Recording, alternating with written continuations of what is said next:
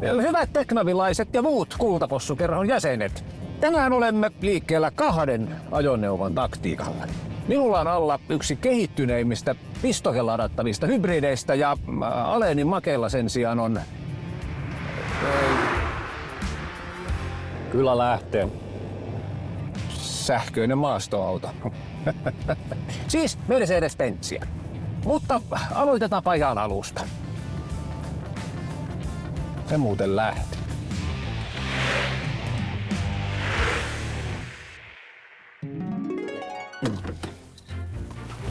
Terve, terve! Terve Marko. Morjesta, Pekka.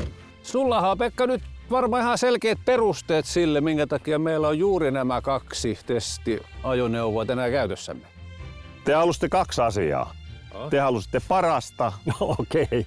ja aidot nelivedot. No niin, Siitä löytyy. Kyllä.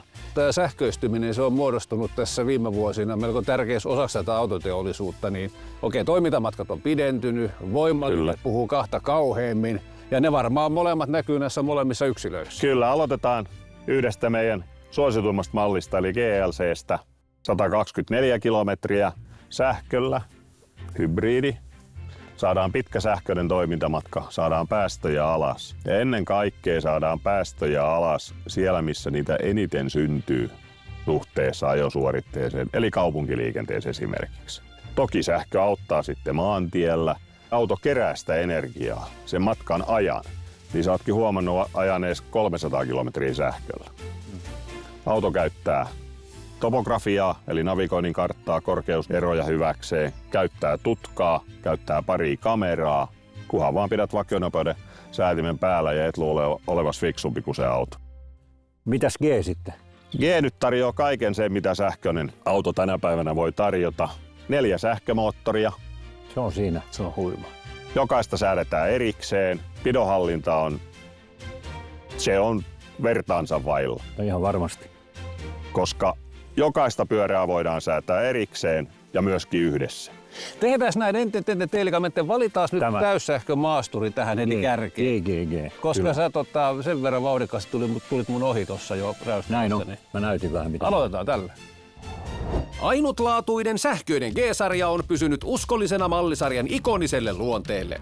Kulmikas korimuotoilu ja muut perinteiset yksityiskohdat tekevät kunniaa alkuperäiselle G-sarjalaiselle. Varapyöräkotelo toimii tätä nykyään muuten latauskaapelin säilytyspaikkana. Mutta tämän yksilön kohdalla puheenaiheeksi nousee varsin huomattava suorituskyky ja voimalinjakonsepti. 4 sähkömoottoria, 587 hevosvoimaa, 1164 newtonin väännöllä.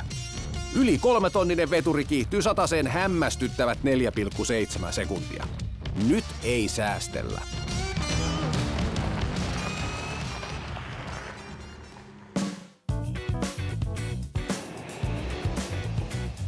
Kyllä tempasee.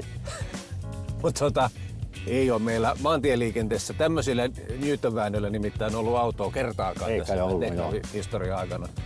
Kytäjän kartano, hurja paikka tääkin. Hei. No historia ainakin hurja. Mutta tehdään vähän lisää historiaa. Kyllä nyt tehdään. Joo. Onhan koivukuja todella tyylikäs. Hei. Tämä on kuin vanhasta kautta 50-luvun suomalaista Leffasta, kotimaista joo, elokuvasta. Ei puutu enää kuin Tauno Palo ja Ansa Ikonen. Ansa Ikonen, just näin. Oli sama mieltä. Kumpi sä oot tässä elokuvassa? Kyllä mä oon Tauno. Kyllä Tauno.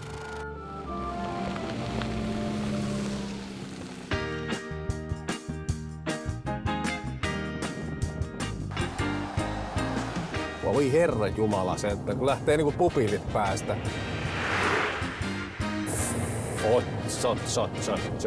Joi.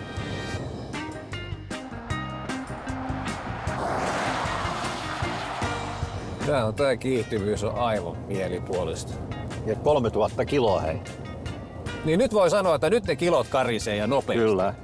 Kaikki tän tehot, kun tää tulee ulos, tää tulee niin hienosti.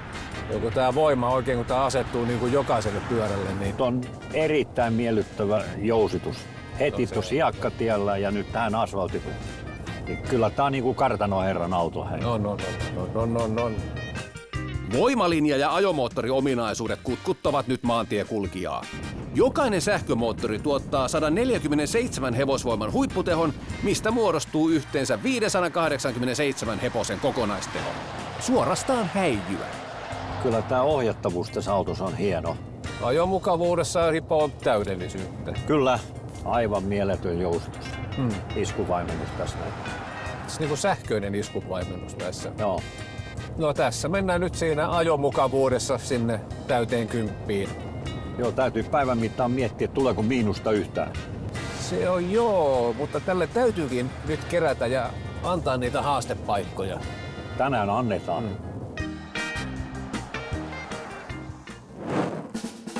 Mutta eihän tässä jaksa odottaa yhtään kauempaa, kun tiedämme millaisia hauskoja ominaisuuksia meille olisi tarjolla.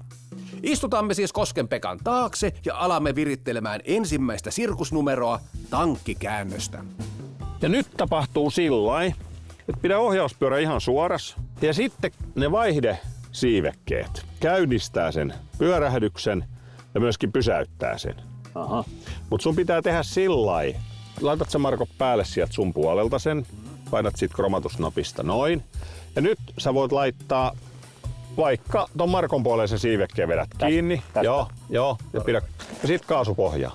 Toiminnon käynnistämiseksi auton pitää seistä tasaisella ja pitävällä alustalla. Mutta tätä temppua ei saa missään nimessä suorittaa yleisellä tiellä, emmekä suosittele tehtävän asfaltillakaan. Kokeile vielä Marko, että meillä ei ole aktiivinen G-turn.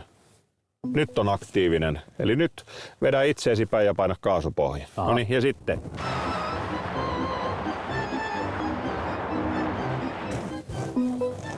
Hurjaa hommaa. No, mutta se pitää pitää pohjassa. Siinä on se konsti, kato. Tää me saatiin ainakin perunavakoa aikaisin. Tämä temppu vaatii ajopeliltä valtavasti voimaa ja vääntöä. Liike on varsin väkivaltainen, kun kaikki teho on käytössä. Mutta siirrytäänpä seuraavaan vaiheeseen.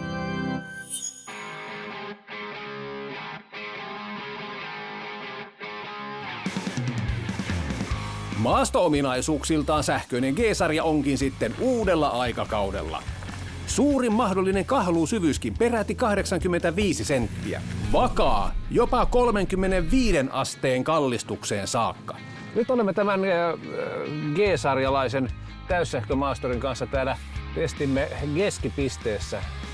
Keskipiste eli G-pisteessä. G-piste, joo. Joo, no niin. Meidän maasturille saa näyttää nyt vaikeammatkin mutkat ja kukkulat.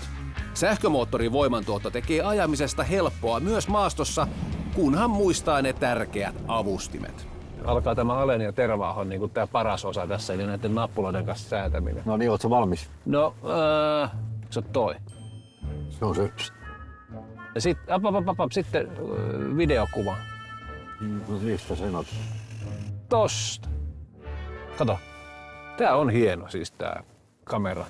Ihan lovely. Läpinäkyvä konepelti. Paa vähän vauhtia tähän showhun. Kuka uskaltaa avaa kaasun sitten?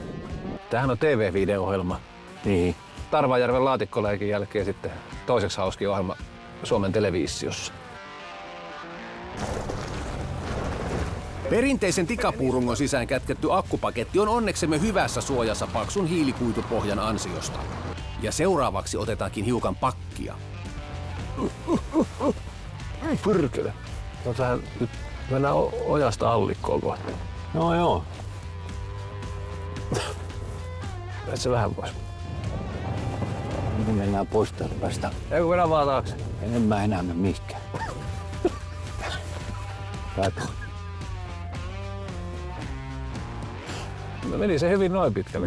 Meni hyvin. Toimii hienosti. Joo. Se on testattu. Ahtaiden paikkojen sähköinen käsijarrukäännös on tämän kulkupelin yksi upeimmista ominaisuuksista. Kääntösädettä voidaan tiukentaa lukitsemalla sisäpuolen takapyörä ja laittamalla voimaa ulkopuolen etupyörälle.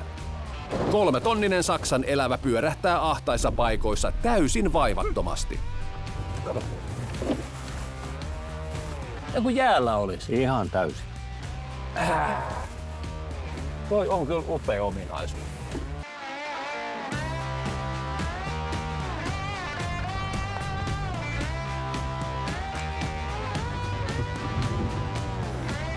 Ja kyllä lähtee muuten mainoskatkon jälkeen. Nimittäin teemamme jatkuu. Ja sitten mennään muuten vähän kovempaa. Ja nyt on se räyskäläosuus. Se on hyvä.